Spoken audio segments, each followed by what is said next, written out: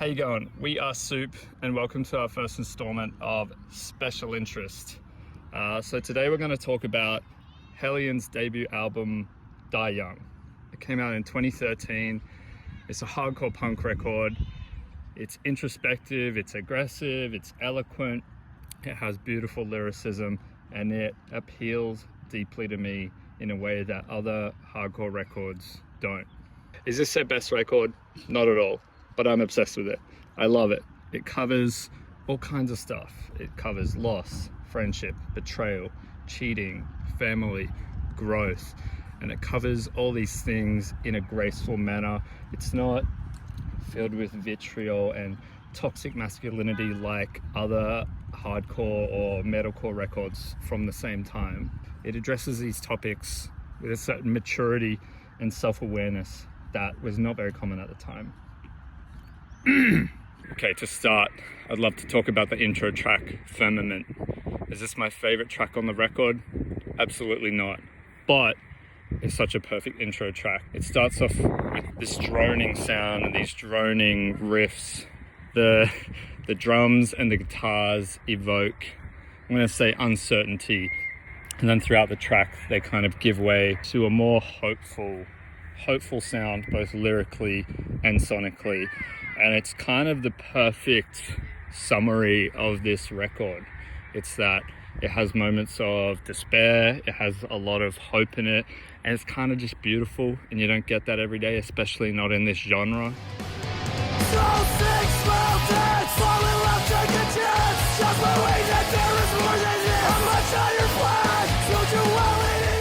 And the way it kind of lifts up into the second half of the song, it's gorgeous.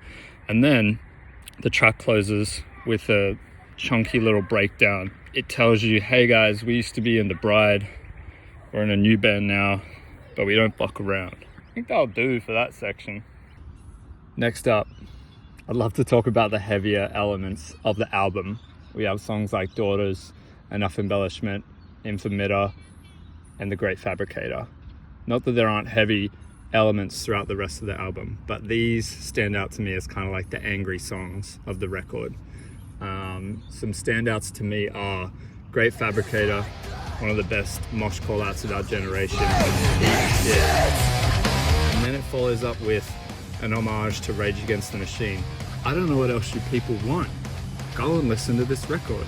Infamita has a feature from Adrian Fittipaldes. At this point in time, 2013, North Lane is on the fucking up and up. They're unstoppable. They've invented new genres. Not really, but who cares? And then Adrian comes on this track and it just kicks fucking ass. They're in like the woods somewhere in this video clip. And then at the end, Dre spits on the fucking camera.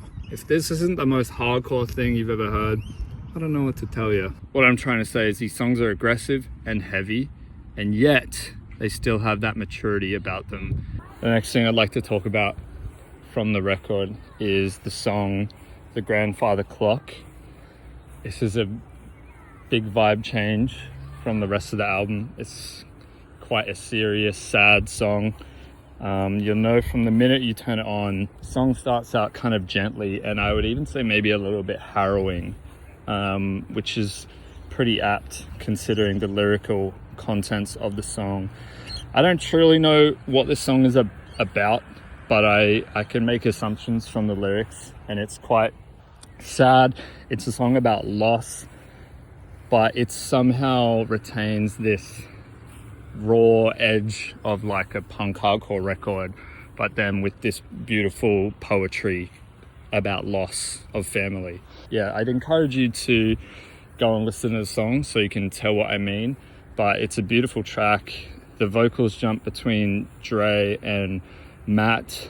I'm assuming Matt wrote the lyrics to this song, as his other projects have a similar kind of prose, for lack of a better term. But the song is beautiful and sad, and you can kind of hear, I don't know if I'm taking liberties, but you can kind of hear the pain in Matt's voice when he's singing on this song, and it really gets your attention. It's like you can feel what he's feeling through this song. None of this is verified. I'm just making assumptions based on how I feel when I listen to this song. It's a great song. It's beautifully written. It's basically like a beautiful, sad poem wrapped up in like a, you know, a punk song. Give it a listen. So I've been planning on making this video for so long now. At least 6 months I've been planning to make this video. And in that time, Hellions has gotten back together. And they're currently on tour, I believe. And they're playing in Brisbane on the 15th of May. I would encourage you to go see them. All their albums are awesome. They're all about friendship, family, connection. You know, go support your local scene.